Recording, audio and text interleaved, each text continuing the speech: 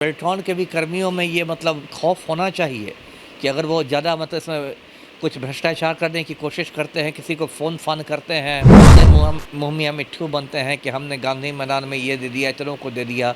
तो ये सब आंकड़ों की बाजीगरी है, क्योंकि ज़्यादातर लोग उतनी बारीकी से नहीं देखते हैं। TRE 1 और TRE 2 का तो रिज़ल्ट भी निकल गया, योगदान भी हो गया।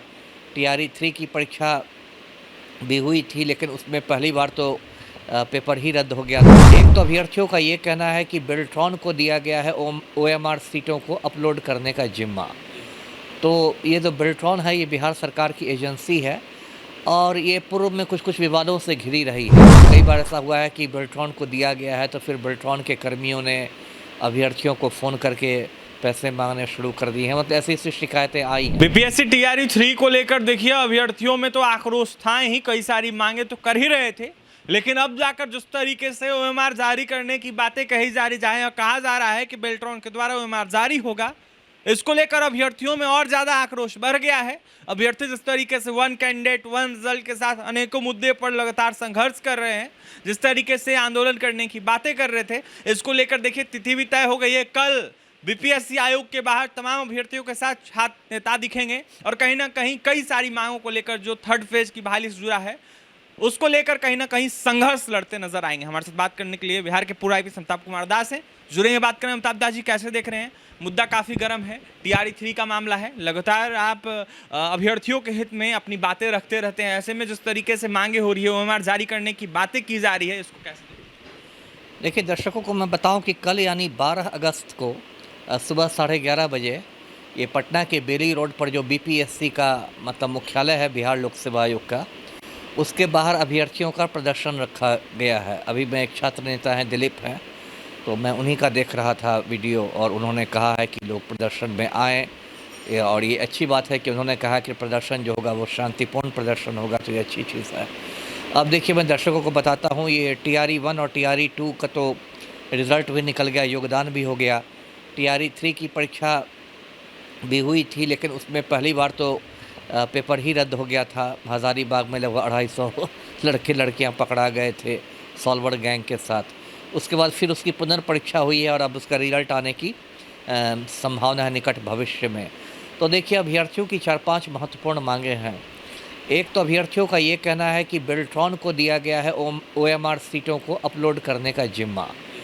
तो ये जो बेल्ट्रॉन है, ये बिहार सरकार की एजेंसी है और ये पूर्व में कुछ विवादों से घिरी रही है।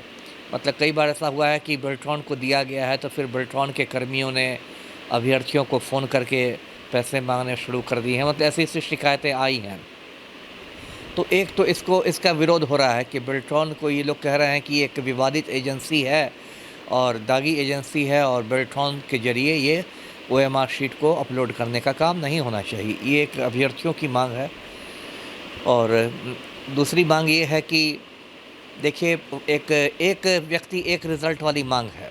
होता क्या है कि एक व्यक्ति जो होता है, एक अभ्यर्थी कई जगह वो मतलब फॉर्म भरता है मान लीजिए, और होता है कि वो यदि अच्छा रहा, तेज़ रहा, तो उसका 3-4 जगह में चयन हो जाता है। मतलब वो प्राथमिक शिक्षक भी बन जाता है, माध्यमिक भी बन जाता है, उच्च माध्यमिक भी ये भी बन जाता है, लेकिन वो योगदान तो किसी एक ही जगह देगा।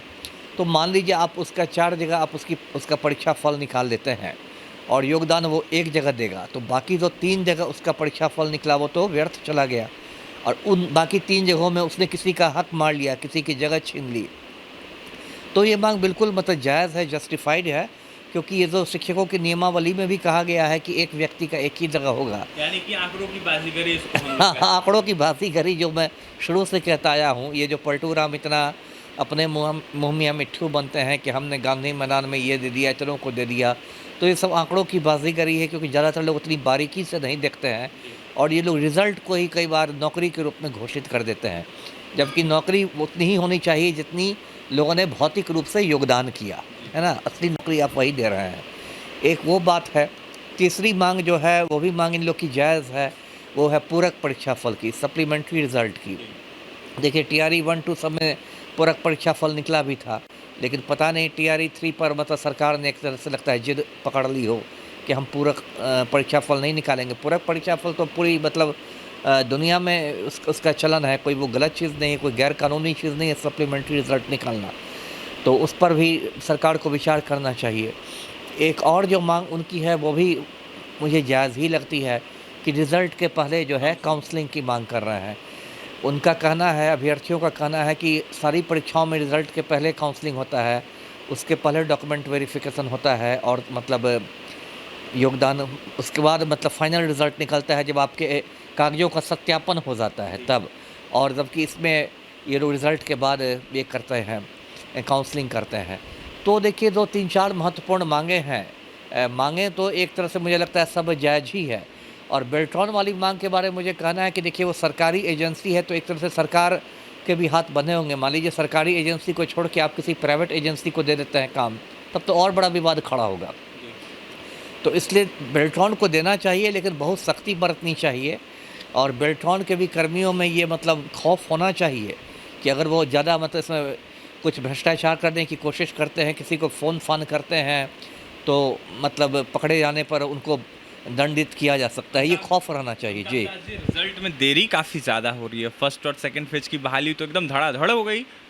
आपने भी देखा होगा, जल्दी से ओएमआर दे दिया गया, जल्दी से रिजल्ट दे दिया गया, जल्दी से नियुक्त भी कर दिया गया शिक्षकों को, लेकिन अब देरी क्यों? लगातार सवाल।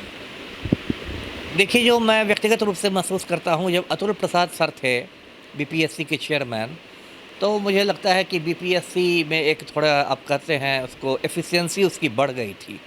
जो दक्षता कहते हैं, कार्य क्षमता जो है वो थोड़ी बढ़ गई थी अतुल प्रसाद सर के समय में। ये तो इस पर डिपेंड करता है कि चेयरमैन कौन है बीपीएससी का, टीम का कैप्टन तो वही होता है ना।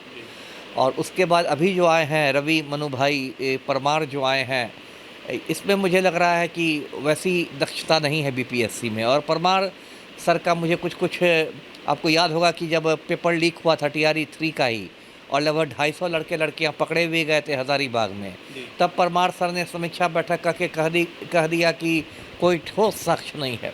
इस पर बहुत फजीहत भी हुई थी सोशल मीडिया पर बीपीएससी की कि जो 250 लड़के लड़कियां पकड़ा है वो क्या तरल साक्ष्य हैं।